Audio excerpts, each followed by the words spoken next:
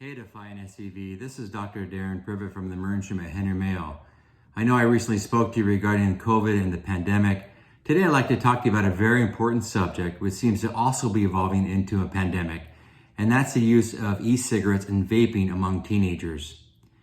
E-cigarettes have been around for a while, approximately about a decade, but vaping rates have skyrocketed recently, and vaping has become a very popular form of substance use and abuse among teenagers.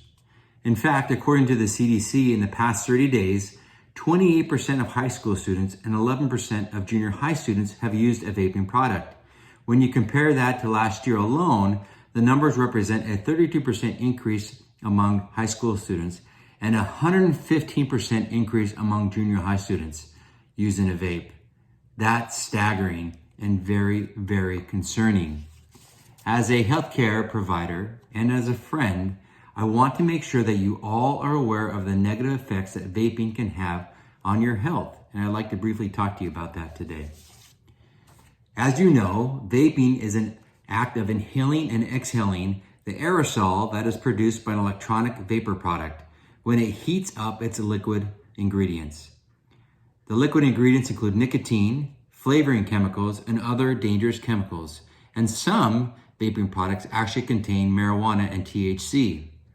It is true that a few vape products don't contain nicotine, but almost all of them do.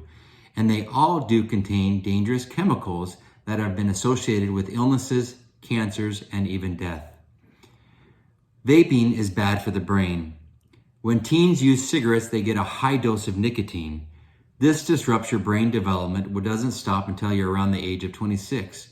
It changes connections within brain cells that cause problems with learning, with mood, and with impulse control.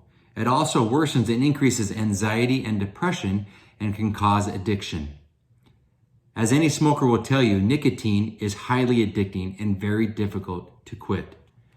Young people who vape are 5 times more likely than those who do not vape to use tobacco products such as cigarettes or chewing tobacco, and a significant increased use of using addictive substances such as marijuana or other drugs and alcohol.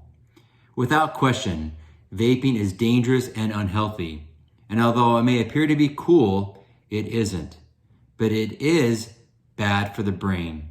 And always, and in this case, the high is indeed the lie. Don't do it. The risk is not worth it. Educate yourself. Don't take my word for it. There are a lot of resources out there. Get online. Look up the information. Educate your friends and your family.